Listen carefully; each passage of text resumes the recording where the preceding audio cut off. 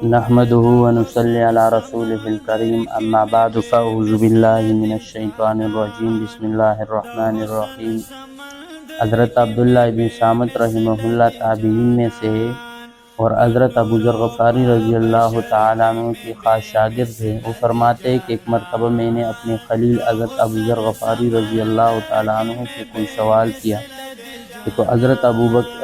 ابو ذر رضی اللہ تعالی عنہ نے جواب میں ایک دفعہ واقعہ سنایا کہ میں ایک مرتبہ حضور اقدس صلی اللہ علیہ وسلم کی خدمت میں وضو کا پانی لے کر حاضر ہوا،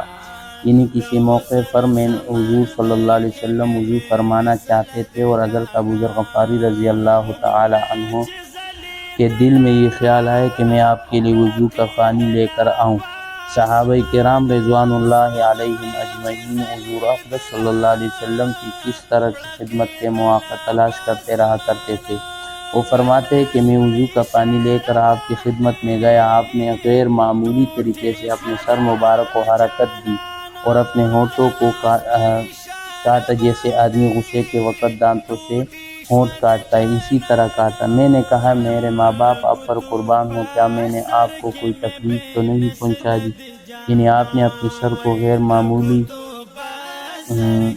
جنبش دی ہے اور اپنے ہونٹ دانتوں سے کاٹے، کہیں ایسا تو نہیں کہ میرے کسی عمل سے آپ کو کوئی تکلیف پہنچی ہو؟ صحابہ کرام رضوان اللہ علیہم اجمعین اس بارے میں بڑے فکر مند رہتے تھے کہ کہیں اس کی ذات سے نبی کریم صلی اللہ علیہ وسلم کو کوئی ناگواری پیش نہ آئے، اس لیے اس کو شبہ ہوا کہ میری کسی غلط حرکت کی وجہ سے آپ صلی اللہ علیہ وسلم کو تو کوئی تکلیف نہیں ہوئی، اس لیے انہوں نے یہ سوال کیا۔ جواب میں حضور صلی اللہ علیہ وسلم نے فرمایا لا، تم سے کوئی تکلیف نہیں پہنچی۔ پھر حضور صلی اللہ علیہ وسلم اس حرکت کی وجہ بیان فرمائی۔ دراصل حضور صلی اللہ علیہ وسلم کو اس وقت بذریعہ وحی آئندہ پیش آنے والے کچھ واقعات بتائے گئے تھے۔ وہ واقعات آپ کے لیے باعث تعجب بھی تھے اور باعث افسوس بھی تھے، لہٰذا آپ نے جو ہونٹ کاٹے اور سر مبارک کو جنبش کی تو یہ ان واقعات پر افسوس اور تعجب کی اظہار کے طور پر آپ صلی اللہ علیہ وسلم نے یہ حرکت کی۔ حضور اقدس صلی اللہ علیہ وسلم پر وحی ایک تو قرآن کریم کی صورت میں آتی تھی کہ آپ پر اللہ جل شانہ کا قرآن نازل ہوتا تھا، اور ایک وحی غیر مطلوع ہوتی تھی جس میں اللہ جل شانہ کی طرف سے آپ کو یا تو کوئی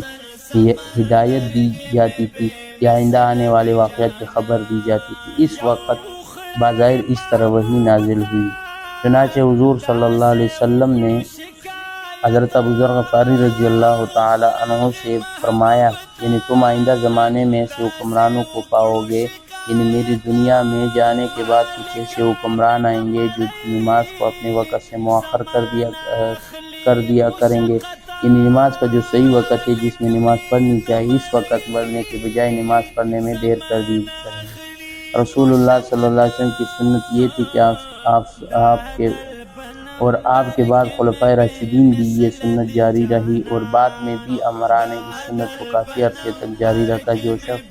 ملک کا حکمران ہوتا تھا وہی نماز کی امامت کراتا تھا اور نماز پڑھایا کرتا تھا۔ چنانچہ حضور صلی اللہ علیہ وسلم حکمران بھی تھے اور مسجد نبوی میں امامت بھی آپ ہی فرماتے تھے۔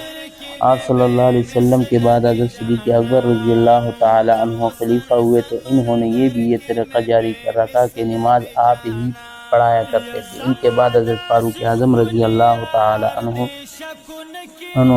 اور حضرت عثمان رضی اللہ تعالیٰ عنہ، حضرت علی رضی اللہ تعالیٰ عنہ کی بھی یہی معمول تھا کہ امامت آپ ہی کرایا کرتے تھے۔ اس کے بعد جو امراء آئے انہوں نے بھی یہ طریقہ جاری رکھا، لیکن بعض امراء ایسے تھے جو دین کے حدود کے اتنی زیادہ پابندی کرنے والے نہیں تھے، لہٰذا وہ نماز تو پڑھتے تھے لیکن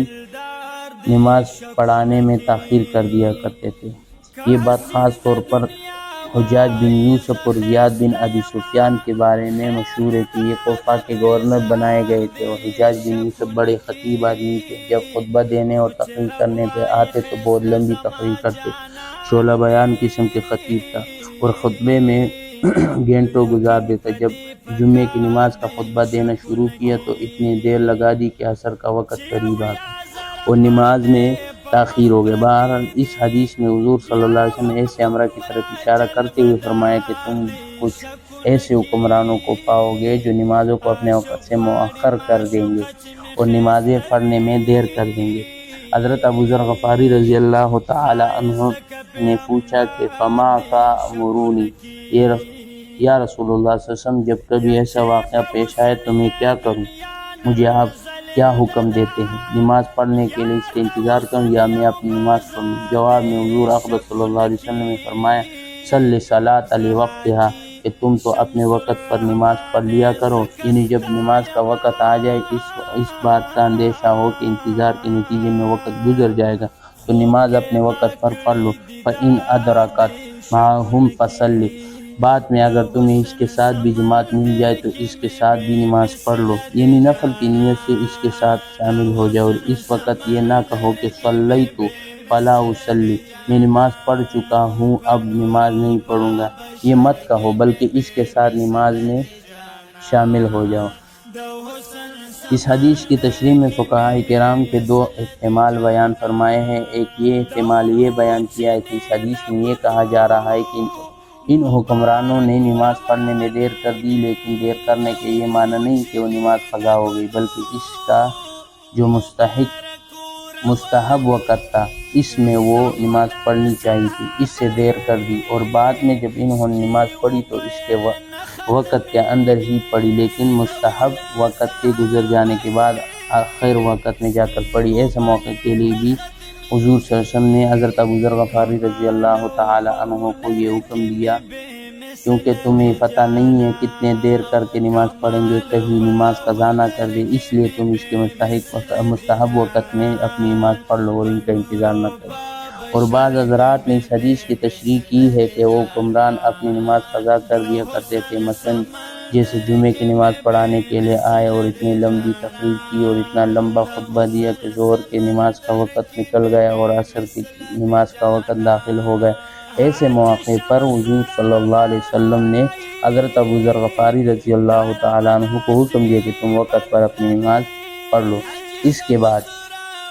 حضور صلی اللہ علیہ وسلم نے یہ فرمایا جب وہ لوگ اپنی نماز جماعت سے پڑھے تو تم ان کے ساتھ شامل ہو جایا کرو، یعنی نفل کی نیت سے ان کے ساتھ شامل ہو جائے۔ اس حکم پر عمل صرف ظہر کی نماز میں اور عشاء کی نماز میں ہو سکتا ہے۔ مثلا ظہر کی نماز اگر کسی شخص نے کسی وجہ سے تنہا پڑھ لی اور بعد میں جماعت کھڑی ہو گئی تو اس شخص کو اس جماعت میں نفل کی نیت سے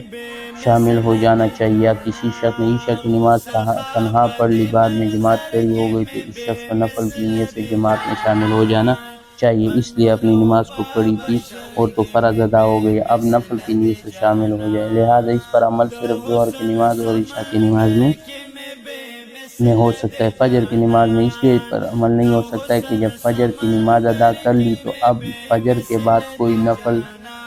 نفلی نماز نہیں پڑھ سکتے، اس وقت نفل پڑھنا جائز نہیں۔ اس طرح اگر عصر کی نماز کسی آدمی نے پڑھ لی تو اب مغرب تک کوئی نفل نماز پڑھنا آدمی کے لیے جائز نہیں ہوتا، لہٰذا اب دوبارہ اس وقت نفل کی نیت سے جماعت میں شامل نہیں ہو سکتے، اور مغرب میں اس لیے عمل نہیں کر سکتے جب مغرب کے 3 رکعت فرض پڑھ لے تو اب دوبارہ جماعت میں اس لیے شامل نہیں ہو سکتے کہ نفل کے 3 رکعت نہیں ہوتی، یا تو 2 رکعت ہوں گے یا 4 ہوں گے، لہٰذا حضور صلی اللہ علیہ وسلم نے اس حدیث میں جو عمل تلقین فرمائے اس پر عمل صرف ظہر اور عشاء کی نماز ہو سکتا ہے۔ دوسری بات جو اس حدیث میں حضور صلی اللہ علیہ وسلم نے فرمائی وہ یہ کہ جب جماعت کھڑی ہو جائے تو تم دوبارہ شامل ہو جاؤ، یہ مت کہو کہ میں نماز پڑھ چکا ہوں اس لیے اب نہیں پڑھوں گا، تو اس کے 2 مطلب ہیں بیان کی گئی ہے۔ ایک مطلب تو یہ کہ نماز ایسی چیز ہے جس سے انکار نہیں کرنا چاہیے، جب نماز پڑھنے کا موقع آ جائے چاہے نفلی ہی نماز کیوں نہ ہو تو اس سے اعراض کرنا یا انکار کرنا ایک مومن کا کام نہیں، لہٰذا اگر تم اپنی فرض پڑھ بھی چکے ہو تو ابھی جماعت میں شامل ہو جاؤ، یہ مت کہو کہ میں اپنی نماز پڑھ چکا ہوں اب نہیں پڑھوں گا، یہ کہنا ایک مومن کے لیے اچھا نہیں ہے، بلکہ مستحب اور بہتر ہے کہ وہ جماعت میں شامل ہو جائے اور نفل کی نیت کر لے، انشاءاللہ اس کو ثواب ملے گا۔ اس صورت میں حضور صلی اللہ علیہ وسلم کا یہ ارشاد ہے کہ یوں نہ کہو، یہ ارشاد استحباب والا ہے، یعنی ایسا کرنا مستحب ہے، فرض اور واجب نہیں۔ دوسرا وجہ دوسری وجہ بعض حضرات نے یہ بیان فرمایا کہ حضور صلی اللہ علیہ وسلم یہ جو علم عطا فرمایا گیا ہے، آئندہ دور میں ایسے حکمران آئیں گے جو نمازوں کو اپنے اوقات سے مؤخر کر دیں گے۔ ساتھ میں آپ کو یہ بھی بتلایا گیا ہے تاکہ یہ حکمران بڑے ظالم قسم کے لوگ ہوں گے، اور جو لوگ اس کے منشا سے مطابق کام نہیں کریں گے اس سے بعض اوقات میں انتقام بھی لیں گے اور ان کو سزا بھی دیں گے۔ چنانچہ حجاج بن یوسف، زیاد بن ابی سفیان وغیرہ کے بارے میں تاریخی روایت میں ایسے باتیں موجود ہیں۔ جب کسی شخص کے بارے میں پتہ چلتا کہ یہ ہماری منشا کے خلاف چل رہا ہے تو جس طرح چاہتے اس پر ظلم کیا کرتے تھے۔ اس لیے حضور اقدس صلی اللہ علیہ وسلم نے حضرت ابو ذر غفاری رضی اللہ تعالی عنہ سے فرمایا کہ جب ان کی جماعت کھڑی ہو جائے تو اس سے یہ نہ کہو کہ میں اپنی نماز پڑھ چکا ہوں اس لیے میں نماز نہیں پڑھوں گا، یہ مت کہو، اس لیے کہ اس کے نتیجے میں ہو سکتا ہے کہ وہ لوگ تمہیں اپنی ظلم و ستم کا نشانہ بنائیں گے، تو تم نے اپنی نماز کیوں پڑھ لی اور ہمارا انتظار کیوں نہیں کیا؟ لہٰذا ان کے ظلم سے بچنے کے لیے ان کے ساتھ نماز پڑھ لو۔